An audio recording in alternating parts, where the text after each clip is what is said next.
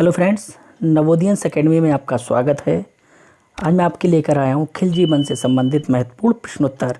चलिए प्रारंभ करते हैं। पहला प्रश्न है, किस राजवंश को समाप्त कर खिलजी वंश की स्थापना की गई थी?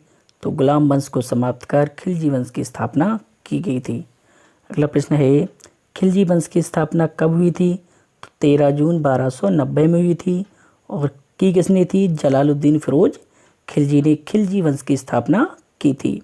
अगला प्रश्न है, खिलजी वंश की स्थापना के बाद सबसे पहले राजधानी किसे बनाया गया? तो किलो खरीद को सबसे पहले राजधानी बनाया गया। यहीं स्थित बलबन के महल में जलालुद्दीन फिरोज खिलजी ने अपना राज्याभिषेक भी कराया था। अगला प्रश्न है, जलालुद्दीन फिरोज खिलजी के शासन का समय क्या था? तो 1290 से 1296। अगला प्रश्न है, जलालुद्दीन फिरोज खिलजी दिल्ली की गद्दी पर कब बैठा? तो 1290 में बैठा। अगला प्रश्न है, सुल्तान बनने से पहले जलालुद्दीन क्या था? तो सुल्तान बनने से पहले जलालुद्दीन बुलंदशहर का इफ्तेदार था। कौन था? बुलंदशहर का इफ्तेदार। अगला प्रश्न है, नवीन मुसलमान किसे कहा गया है? तो दिल्ली में बसने वाले मंगोलों को नवीन मुसलमान कहा गया है। इन मंगोलों को दिल्ली में जलालुद्दीन फिरोज खिलजी ने बसाया था। अगला प्रश्न है, मंगोलपुरी की स्थापना किस शासक ने की थी? तो जलालुद्दीन फिरोज खिलजी ने की थी इन मंगोलों को बसाने के लिए। अगला प्रश्न है, चंगेज खां का पुत्र अब्दुल्ला किसके शासनकाल में भारत आया था? तो ये जलालुद्दीन फिरोज खिलजी के शासनकाल में भारत आया था और युद्ध में मारा गया। अगला प्रश्न है, मंगोलों ने किसके नेतृत्व में जलालुद्दीन फिरोज खिलजी से संधि की थी? तो उलुग खां के नेतृत्व में जलालुद्दीन फिरोज खिलजी से संधि की और मुस्लिम धर्म स्वीकार कर लिया। मुस्लिम धर्म स्वीकार करने के बाद इन मंगोलों को बसाने के लिए ही फिरोज खिलजी ने दिल्ली में मंगोलपुरी की स्थापना की थी। अगला प्रश्न है, जलालुद्दीन फिरोज खिलजी ने किस ईरानी सूफी संत की हत्या करवा दी थी? तो सिद्दी मौला की हत्या करवा दी थी। इन पे आरोप था कि ये अली गुरसास्प को सुल्तान के विरुद्ध भड़का रहे हैं।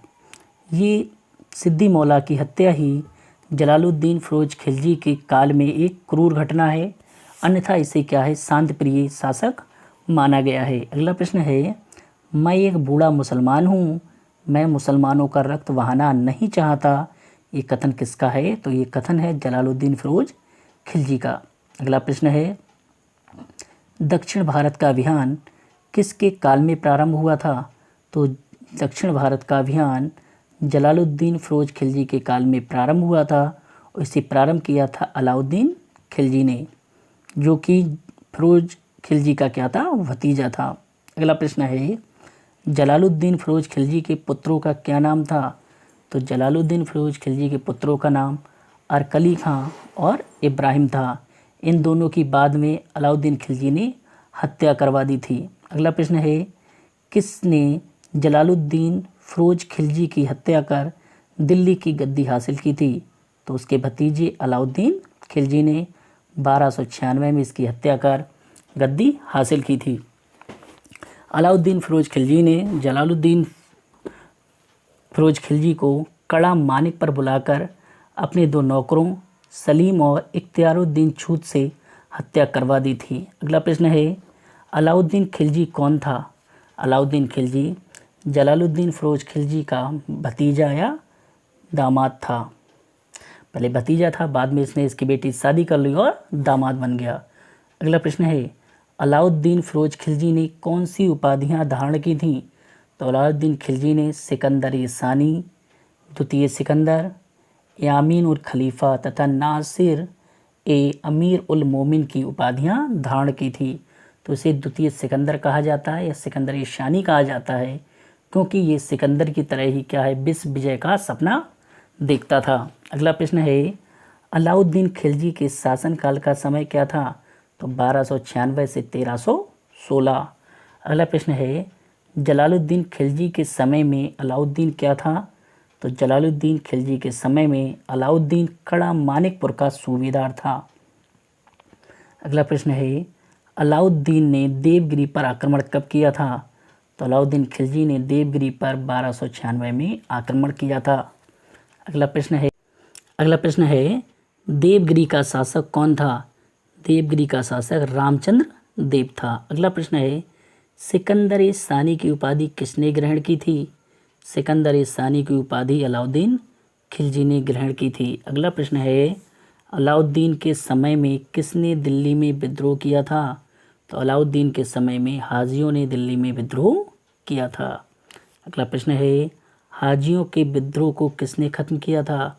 हाजियों के विद्रोह को हमीदुद्दीन ने खत्म किया था। अगला प्रश्न है अलाउद्दीन खिलजी ने सेना में कौन सी प्रथा शुरू की थी? तो हुलिया रंगने की प्रथा शुरू की थी।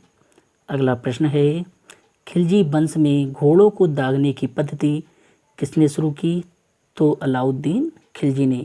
घोड़े दागने की प्रथा अलाउद्दीन खिलजी ने शुरू की। अगला प्रश्न है भू राजस्व व्यवस्था को अधिक प्रभावी बनाने के लिए अलाउद्दीन खिलजी ने किसकी स्थापना की थी? तो दीवाने मुस्तक राज विभाग की स्थापना की थी। अगला प्रश्न है अलाउद्दीन का प्रसिद्ध सेनापति कौन था जिसने दक्षिण भारत अभियान का नेतृत्व किया था? तो मलिक काफूर ने किया था। अगला प्रश्न है अलाउद्दीन के दरबारी कवि कौन थे? तो अलाउद्दीन खिलजी के दरबारी कवि अमीर खुसरो थे। अगला प्रश्न है सितार व तबले के आविष्कार का श्रेय किन्हें जाता है? तो अमीर खुसरो को जाता है। अगला प्रश्न है खिलजी वंश के किस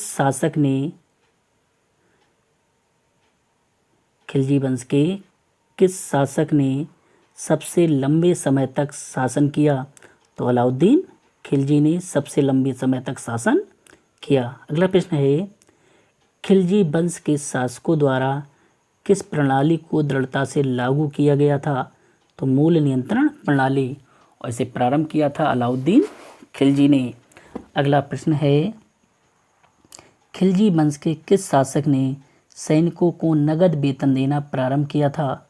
तो अलाउद्दीन खिलजी ने नगद वेतन देना प्रारंभ किया था। अगला प्रश्न है अलाउद्दीन खिलजी के सेनापति कौन कौन थे? तो अलाउद्दीन खिलजी के सेनापति नुसरत खां, उलूग खां और मलिक काफूर थे। इनके अतिरिक्त एक और भी था जिसका नाम था जाफर खां। अगला प्रश्न है खिलजी वंश के शासक किस जाति के थे? खिलजी वंश के शासक तुर्क जाति के थे। अगला प्रश्न है मंगोल नेता अब्दुल्ला के भारत आक्रमण को किसने विफल किया था? तो अलाउद्दीन खिलजी ने किया था। और किसके समय में किया था? जलालुद्दीन फिरोज खिलजी के काल में। अगला प्रश्न है गुजरात में नुसरत खां ने मलिक काफूर को कितने दीनार में खरीदा था? तो 1000 दीनार में खरीदा था। इस समय में गुजरात का शासक कौन था? आप कमेंट बॉक्स में बताइएगा। अगला प्रश्न है अलाउद्दीन खिलजी के किस सेनापति को मंगोलों की आत्महत्या या मंगोलों का कत्ल कहा जाता है? तो जाफर खां को। जाफर खां से मंगोल बहुत डरते थे, इसने सबसे अधिक मंगोलों को मारा था। जाफर खां का नाम सुनते ही मंगोल एक रात में ही 30 मील वापस लौट गए थे। अगला प्रश्न है अलाउद्दीन ने चित्तौड़ का नाम बदलकर क्या रखा था? तो अलाउद्दीन ने चित्तौड़ का नाम बदलकर खिजराबाद रखा था। चित्तौड़ का सूबेदार इसने पद्मावती की मृत्यु के बाद, और कहा जाए कि चित्तौड़ पर अधिकार करने के बाद, अपने पुत्र खिजर खां को वहाँ का सूबेदार बनाया और बाद में उसी के नाम पर उसका नाम क्या है? खिजराबाद कर दिया था। तो चित्तौड़ की रानी कौन थी? रानी पद्मावती। चित्तौड़ के राजा कौन थे? रतन सेन थे।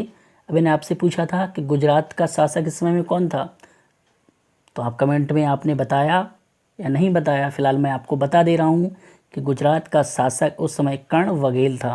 अगला प्रश्न है अलाउद्दीन खिलजी ने दक्षिण भारत की विजय के लिए किससे सेनापति बनाकर भेजा था? तो मलिक काफूर को भेजा था। अगला प्रश्न है स्थायी सेना को गठित करने वाला पहला शासक कौन था? तो अलाउद्दीन खिलजी था। स्थायी सेना को गठित करने वाला पहला शासक अलाउद्दीन खिलजी था।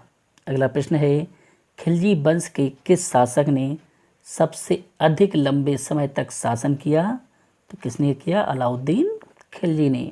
अगला प्रश्न है खिलजी वंश के शासकों द्वारा किस प्रणाली को दृढ़ता से लागू किया गया? तो बाजार नियंत्रण प्रणाली। ये भी किसके समय में प्रारंभ हुई थी? अलाउद्दीन खिलजी के समय में। और इस बाजार नियंत्रण प्रणाली का अध्यक्ष मलिक काफूर को बनाया गया था। अगला प्रश्न है मलिक काफूर ने कोहिनूर हीरा किससे प्राप्त किया था? तो मलिक काफूर ने कोहिनूर हीरा गोलकुंडा के शासक प्रतापरुद्र से प्राप्त किया था। अगला प्रश्न है बिस्बा मापन इकाई किसने प्रारंभ की थी? और ये प्रश्न कई बार पूछा गया है, तो बार बार पूछा जाएगा भी। किसने प्रारंभ की थी? अलाउद्दीन खिलजी ने। जिसे हम विषय या बिस्बा बोलते हैं, उसे किसने प्रारंभ किया था? अलाउद्दीन खिलजी ने। अगला प्रश्न है चराई व घराई कर किसने प्रारंभ किए थे? तो चराई व घराई कर भी अलाउद्दीन खिलजी ने प्रारंभ किए थे। चराई कर दुधारू पशुओं पर लगता था और घराई कर घरों पर लगता था। अगला प्रश्न है अलाउद्दीन खिलजी ने बाजार का अधीक्षक किसे नियुक्त किया था? तो किसे किया था? मलिक काफूर को। अगला प्रश्न है रक्त और तलवार की नीति किसने प्रारंभ की थी? रक्त और तलवार की नीति अलाउद्दीन खिलजी ने प्रारंभ की थी। रक्त और तलवार की नीति अलाउद्दीन खिलजी ने प्रारंभ की थी। अगला प्रश्न है अलाउद्दीन खिलजी की मृत्यु कैसे हुई थी?